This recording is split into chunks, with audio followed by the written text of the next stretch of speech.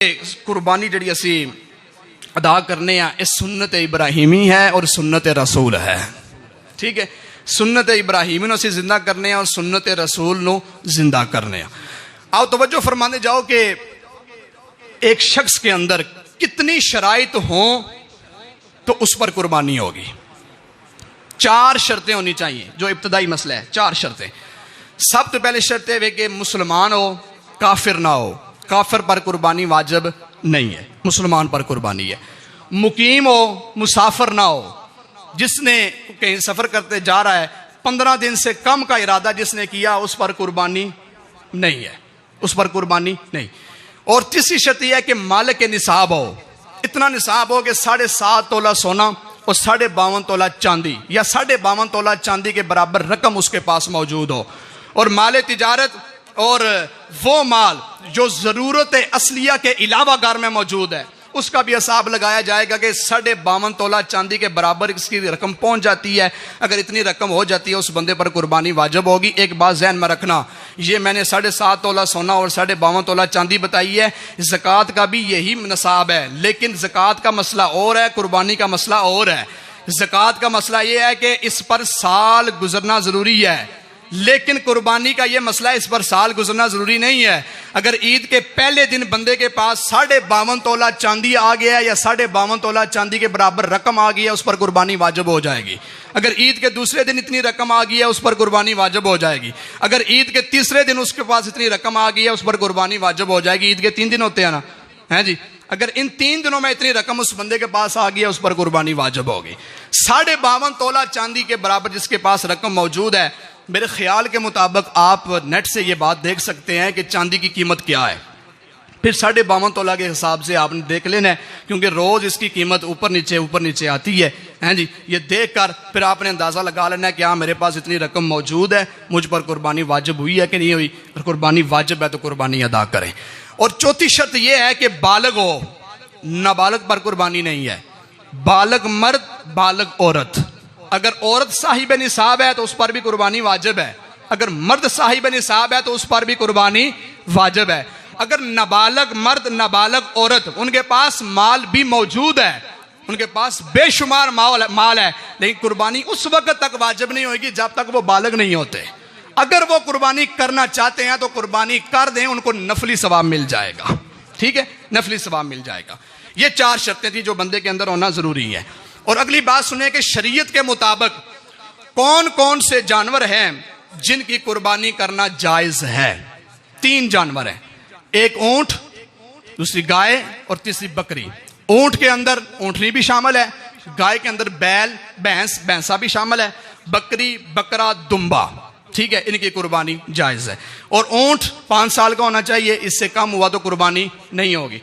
और गाय, बैल, भैंस, भैंसा, इनकी उम्र 2 साल होनी चाहिए। अगर 2 साल से कम हुआ तो उन पर कुर्बानी नहीं होगी।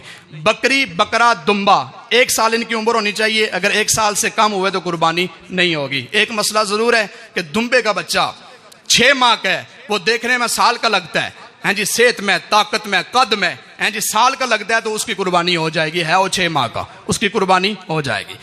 और हिस्सों की जो बात है, ऊंट के अंदर 7 हिस्से होने चाहिए, गाय के अंदर, बैल के अंदर, भैंस के अंदर, भैंसे के अंदर 7 हिस्से होने चाहिए। 7 से 8वां हिस्सा हुआ तो सबकी कुर्बानी नहीं होगी। ठीक है, बकरी, बकरा, दुम्बा ये एक बंदे की तरफ से है। अगर दूसरा बंदा साथ शामिल हो गया तो कुर्बानी नहीं होगी। एक बात यह भी ध्यान में रखना कि 7 आदमी जिन्होंने हिस्सा डाला है, सबकी नीयत कुर्बानी की हो, गोश्त की नीयत ना हो। अगर किसी एक बंदे की भी नीयत गोश्त खाने की हुई कि लालच है मुझे गोश्त मिलेगा मैंने इसलिए हिस्सा डाला है, तो फिर सबकी कुर्बानी नहीं होगी। जितने भी उस जानवर में हिस्से लोगों ने डाले हैं सबकी कुर्बानी नहीं होगी। सबकी नीयत एक होनी चाहिए, इबादत की नीयत होनी चाहिए। आओ सुनो कि जानवर के अंदर कौन कौन से ऐब हों तो जानवर कुर्बानी नहीं लगता। तकरीबन ऐब है 12, बड़ी तवज्जो से आपने सुनने हैं। पहला ऐब यह है कि जिसकी नाक कटी हो उसकी कुर्बानी नहीं होगी। दूसरा ऐब यह है कि अंधा और काना जानवर, इसकी कुर्बानी नहीं होगी। तीसरा ऐब यह है कि जिसके पैदाइशी दोनों या एक कान ना हो, कुर्बानी नहीं होगी। कान छोटे हों तो कुर्बानी हो जाएगी। बकरों के अक्सर कान छोटे होते हैं, वो नस्ल होती है, उनकी कुर्बानी हो जाएगी। और चौथा ऐब यह है कि जिसका कान तिहाई या तीसरे हिस्से से ज्यादा कटा हो, उसकी कुर्बानी नहीं होगी। तिहाई से कम हुआ तो कुर्बानी हो जाएगी। पांचवा ऐब यह है कि जिसके दोनों या एक सिंग उगने के मुकाम से टूटे हों, यानी जड़ से टूटे हों, तो उसकी कुर्बानी नहीं होगी। अगर ऊपर से खोल उतरा हुआ है तो फिर कुर्बानी हो जाएगी। अगर उसके कान अगर उसके सींग पैदाइशी नहीं है तो कुर्बानी हो जाएगी। अक्सर बकरों के सींग नहीं होते हैं जी, कुर्बानी हो जाएगी। और छठवां ऐब यह है कि जिसकी दुम या चक्की तिहाई से ज्यादा कटी हो, कुर्बानी नहीं होगी। तिहाई से कम होगी तो कुर्बानी हो जाएगी। सातवां ऐब यह है कि इतना लागर है जिसकी हड्डियों में मगज नहीं रहा, लागर है, चल नहीं सकता है जी, खुद चलने पर मजबूर है, उसकी कुर्बानी नहीं होगी। आठवां ऐब यह है कि लंगड़ा जो कुर्बान गाह तक अपने पांव से ना जा सके, ठीक है, इतना लंगड़ा है वो चलकर कुर्बान गाह तक नहीं पहुंच सकता, उसकी कुर्बानी भी जायज नहीं है। नौवां ऐब यह है कि जिसके दांत ना हो, उसकी कुर्बानी भी नहीं है। अगर बकरी की जुबान कटी हुई है और वो चारा खा सकती है तो उसकी कुर्बानी जायज है, अगर चारा नहीं खा सकती उसकी कुर्बानी नहीं है। और 11वां ऐब यह है कि जिस बकरी का एक थन या गाय के 2 थन ना हो, ठीक है, उसकी कुर्बानी नहीं है।